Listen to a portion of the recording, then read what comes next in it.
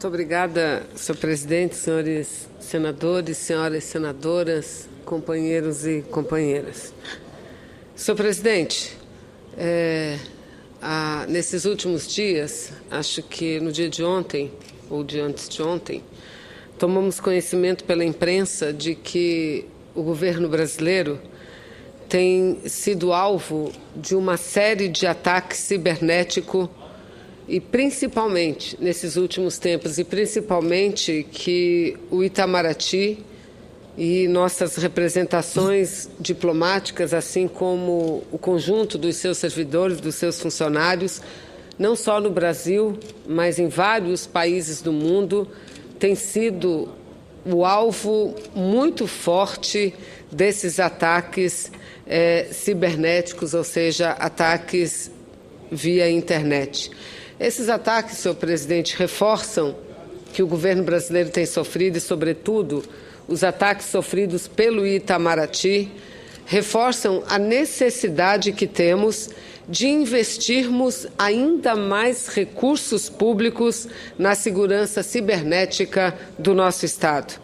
Como já havíamos diagnosticado na CPI, que recentemente concluiu seus trabalhos, eu me refiro aqui à CPI da espionagem, que eu presidi, que teve como relator o senador Ricardo Ferraz, como a CPI já concluía em seu relatório, o problema dos ataques cibernéticos é algo que deva preocupar o Estado brasileiro, não apenas as pessoas, mas principalmente o Estado brasileiro, que precisa se preparar, não diria para se tornar imune a isso, porque a tecnologia avançada e que avança cada dia mais, senhor presidente, talvez não consiga conferir ainda uma situação de plena segurança a quem quer que seja, mas, sem dúvida nenhuma, o Brasil precisa investir para que todos os seus dados, para que todas as suas informações sejam cada vez mais seguras ou tenham um grau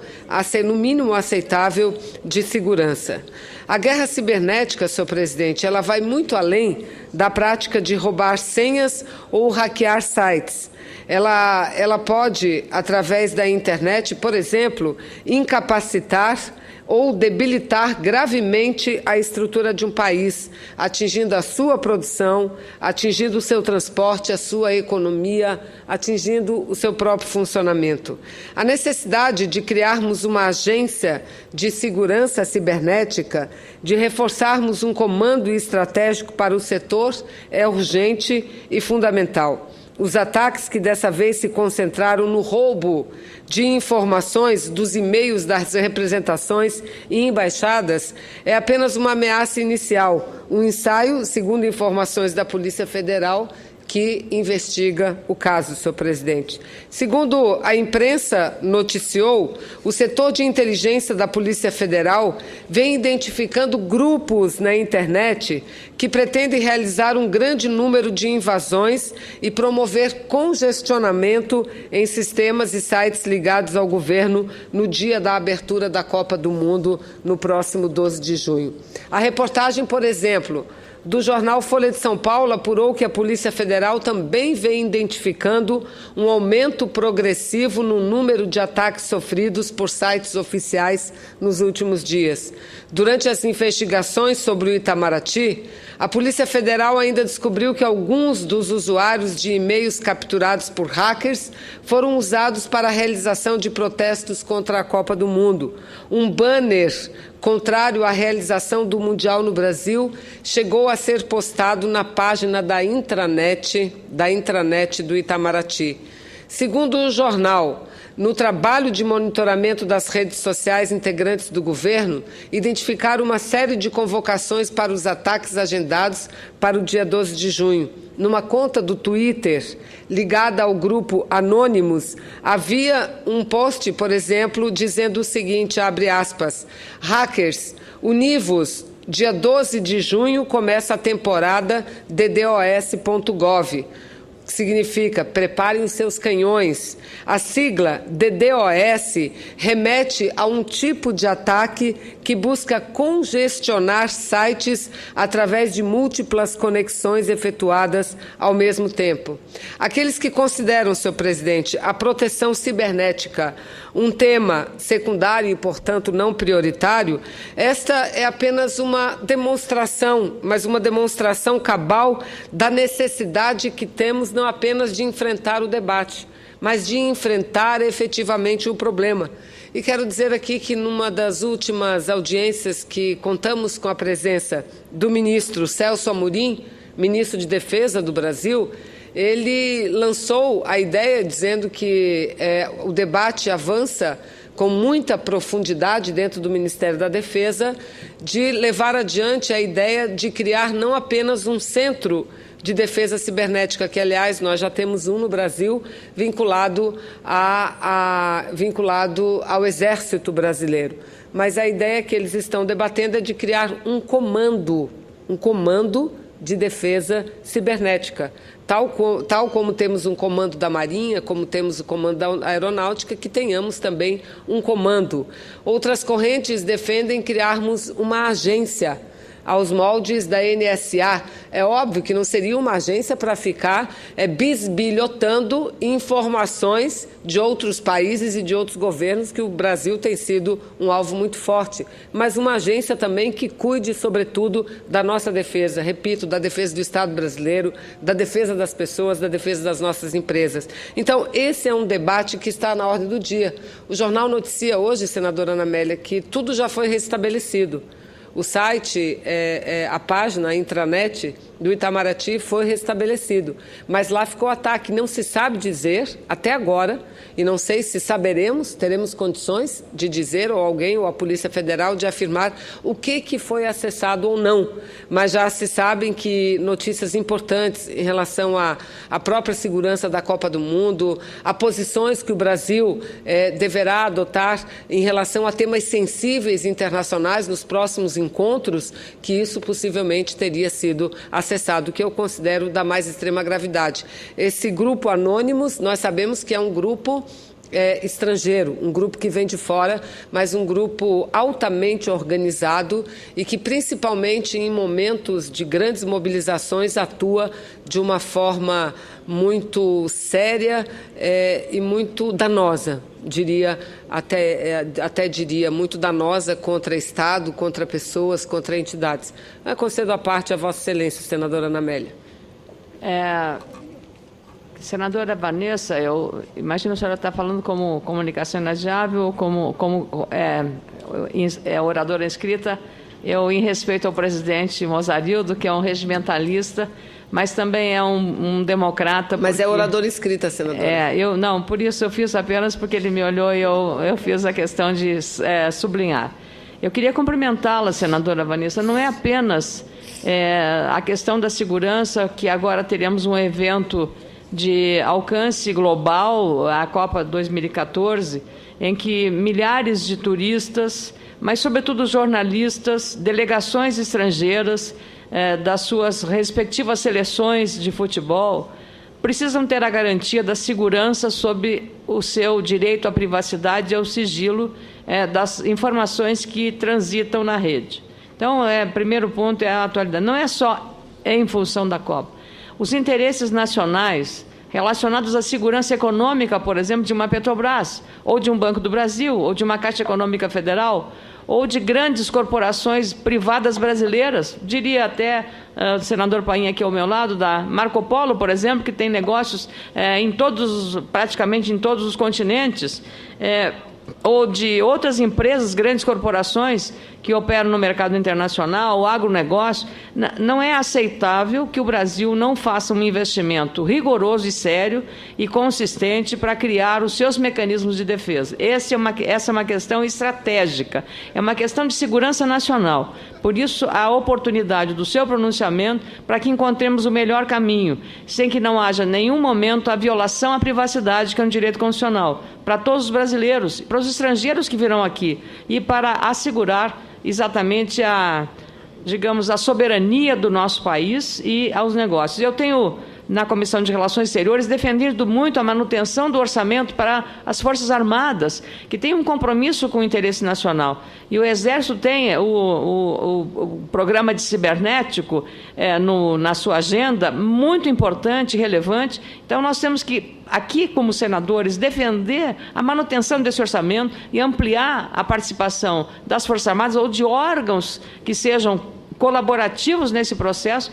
porque um órgão só possivelmente poderá não dar conta, juntando Polícia Federal, Forças Armadas, uma agência reguladora, ou seja o que for, para que o Brasil tenha realmente a condição de respeitar os seus interesses econômicos, seus interesses individuais no princípio constitucional do sigilo e todos os outros, e também a não perturbação da ordem. Veja, interromper o trabalho do Itamaraty, para você entrar com um vírus nos computadores do Itamaraty, o prejuízo que isso causa na nossa diplomacia, Então, parabéns, senadora Vanessa, pela abordagem desse tema cada vez mais importante, não apenas para a Copa, mas para todo o momento brasileiro. Eu agradeço a parte de Vossa Excelência, que sem dúvida nenhuma me ajuda muito nessa luta, nos ajuda, senadora Ana Amélia, Vossa Excelência, que desde a primeira hora tem se mostrado uma pessoa extremamente preocupada com essas questões.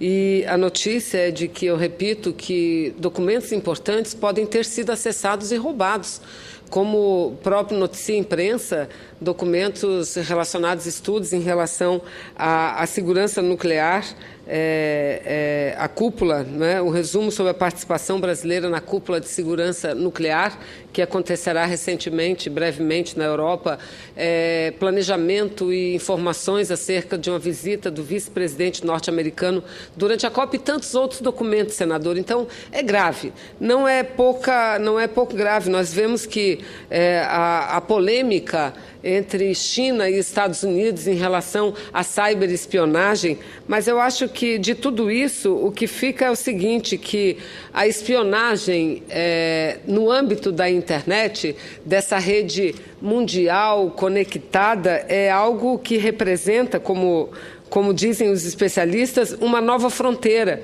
E ninguém ainda dispõe, como eu dizia anteriormente, ninguém ainda dispõe de ideias, de ferramentas ou estratégias para enfrentar de maneira apropriada e absolutamente segura dessa questão. Esse é um perigo que vive o mundo.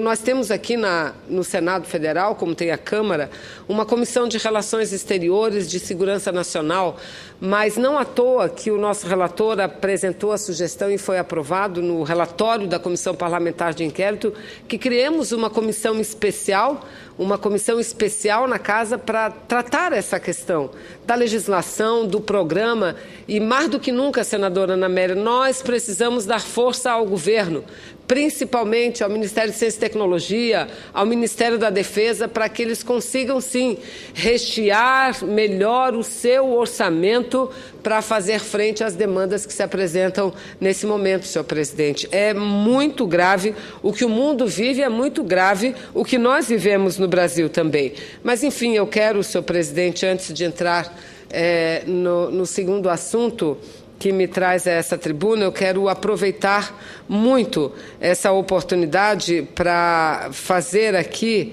dessa tribuna uma saudação ao programa Eco Senado, o programa que deveria ter feito eu ontem, no dia de ontem, essa saudação, noticiando que, mais uma vez, o Eco Senado concorria como finalista a um importante prêmio de jornalismo, prêmio Sebrae de jornalismo. Mas ontem não tive essa oportunidade de noticiar que o programa Eco Senado concorria a esse prêmio. Melhor ainda, porque hoje eu venho à tribuna para noticiar que o Eco Senado foi ganhador do prêmio Sebrae de jornalismo, um programa que há 8 anos o Eco Senado está na grade da TV Senado e pela segunda vez concorreu na final desse prêmio importantíssimo. Portanto, eu quero saudar e parabenizar a equipe que realizou o trabalho denominado reaproveitamento das podas de jardim, assim como todo o corpo de funcionários da TV Senado, que nos orgulham muito e nos motivam com sua dedicação. O programa Eco Senado, como disse, há 8 anos está na grade e tem sido classificado como um dos melhores programas da grade da TV Senado. E, em particular, quero aqui cumprimentar o senhor Carlos Alberto Pereira, que é da TV Senado, um servidor terceirizado da TV Senado, e que foi o responsável por esse prêmio, foi ele quem ganhou o prêmio Sebrae na etapa distrital de melhor reportagem cinematográfica, que trata, como já disse, do programa Reaproveitamento de Podas de Jardim. E eu vejo a dedicação deles quando se envolve, inclusive, nos debates que nós travamos em várias comissões, mas principalmente na Comissão de Mudanças Climáticas. Eu que dirigi essa comissão durante o ano passado, recebi por parte deles muitas ideias, muitas sugestões, inclusive para a realização de algumas importantíssimas audiências públicas. Mas, senhor presidente, eu quero aproveitar esse período que tenho ainda para também fazer um outro registro no sentido de destacar que no dia de ontem, dia 28 de maio, foi um dia importante e de um significado também grande, porque no dia de ontem as mulheres no Brasil e no mundo inteiro viveram o Dia Internacional de Ação pela Saúde da Mulher e também o Dia Nacional pela Redução da Mortalidade Materna. E falo aqui como senadora, procuradora da mulher no Senado e aproveitando a data de ontem para manifestar a nossa preocupação ainda com o elevado número de mortes maternas que persistem pelos diferentes estados brasileiros. Segundo a estatística do Ministério da Saúde, o Brasil contabiliza hoje cerca de 60 óbitos maternos para cada 100 mil nascidos vivos. A meta do governo federal é totalizar até o ano de 2015, no máximo, 35 óbitos maternos a cada 100 mil nascidos vivos. Esses números indicam os grandes desafios a serem enfrentados nos próximos anos. O parto, gerar uma nova vida, é um momento único na vida de nossas mulheres e de suas famílias. A alegria do nascimento de uma criança não pode ser suplantada pela tristeza em razão da morte da mãe, senhor presidente. Temos de fazer o máximo e uma quantidade significativa de esforços para evitar essa dor vivenciada, infelizmente, por familiares e por bebês órfãos de mães. Conforme especialistas, 90% das mortes de grávidas poderiam ser evitadas. E eu aqui repito, principalmente para quem está nos ouvindo, não só as mulheres, mas os homens também. 90%, segundo os dados técnicos, senhor presidente, 90% das mortes de grávidas poderiam ser evitadas, caso essas mulheres recebessem tratamento adequado nos serviços de saúde do país. E quando nós falamos tratamento adequado, não é somente durante o parto, mas também no período pré-natal. Atualmente, as mortes ocorrem principalmente em decorrência da hipertensão, de hemorragia e de infecção. Problemas todos eles que poderiam e podem ser controlados, podem ser medidos, podem ser administrados se houver um correto pré-natal, se a mulher tiver a possibilidade de fazer um pré-natal correto. O Ministério da Saúde tem feito a sua parte e vem implantando políticas públicas para reduzir a mortalidade materna. Nesse sentido, uma ação estratégica é a Rede Cegonha. Esse projeto do governo federal, a que me referi algumas vezes dessa tribuna, tem como objetivo implantar uma rede de cuidados para assegurar às mulheres o direito ao planejamento reprodutivo e à atenção humanizada à gravidez, ao parto e ao puerpério, que é a fase pós-parto, bem como assegurar às crianças o direito ao nascimento seguro e ao crescimento e desenvolvimento saudáveis. A meta da Rede Cegonha é estruturar e organizar a atenção à saúde materno-infantil no país. A iniciativa será implantada gradativamente simultaneamente em todo o território nacional. O início da implantação do projeto, do programa, respeitou o critério epidemiológico, taxa de mortalidade infantil e razão entre mortalidade materna e densidade populacional. Eu fico muito feliz em constatar que os resultados positivos já estão aparecendo. Entre 2009 e 2012, o Ministério da Saúde registrou uma redução de 23% na mortalidade materna. Esse percentual ainda é superior aos números alcançados durante uma década inteira. Nos anos 2000, a diminuição desse indicador foi de 20%. Agora, o governo federal está intensificando ações em todas as frentes para acelerar ainda mais o ritmo de queda de mortalidade materna. Na manhã da terça-feira, salvo engano, dessa semana, nós promovemos uma audiência pública importante no âmbito da Comissão de Direitos Humanos do Senado e da Comissão de Assuntos Sociais, onde se fez um balanço da situação nacional e os caminhos possíveis para melhorar essa realidade.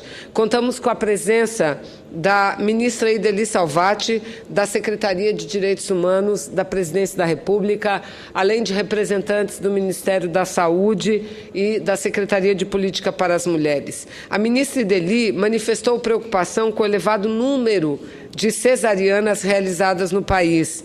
De acordo com dados oficiais, o número de cesáreas aumentou de 38% para 52% na rede pública e privada do Brasil, o que está bem acima dos padrões estabelecidos pela Organização Mundial de Saúde.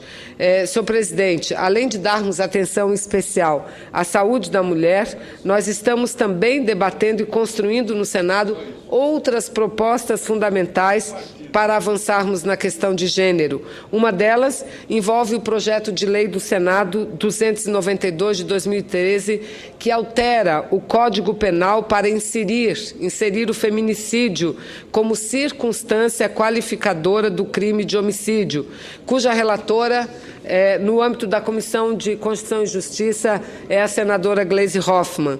A proposta transforma o assassinato de mulheres por razões de gênero em crime hediondo. Na semana passada, representantes da ONU Mulher fizeram visita a esse Senado, visita essa que foi registrado daqui do plenário dessa tribuna, e reforçaram a necessidade de aprovação dessa matéria. Portanto, nesse dia 29, que um dia após o dia 28 de março, que, repito, é um dia em prol da saúde das mulheres, um dia de combate à mortalidade materna, eu quero reforçar o engajamento da Procuradoria da Mulher do Senado e da bancada feminina na defesa de melhores condições de vida e saúde para todas as mulheres brasileiras. Em parceria, nós mulheres com os homens, não temos dúvida nenhuma que trabalharemos cotidianamente para avançarmos, porque o nosso trabalho pela igualdade é um trabalho pelo país melhor. Em relação ao Código do Processo Penal, a que me referi há pouco, a nossa luta pela inserção e qualificação do crime e do feminicídio é um diálogo que nós temos que travar, nós, mulheres senadoras, e continuar travando com o senador Pedro Táxi, que é o relator do projeto que reformula o Código Penal brasileiro. Repito, há um projeto relatado pela senadora Gleisi, cujo parecer é favorável, mas seria importante que, num diálogo também com o senador Pedro Táxi, pudéssemos criar as condições para aprovar esse projeto e já fazê-lo constar do Código Penal brasileiro. É o que eu tinha a dizer. Agradeço muito, senhor presidente, a benevolência de Vossa Excelência que permitiu que fizesse os meus pronunciamentos na íntegra. Muito obrigada.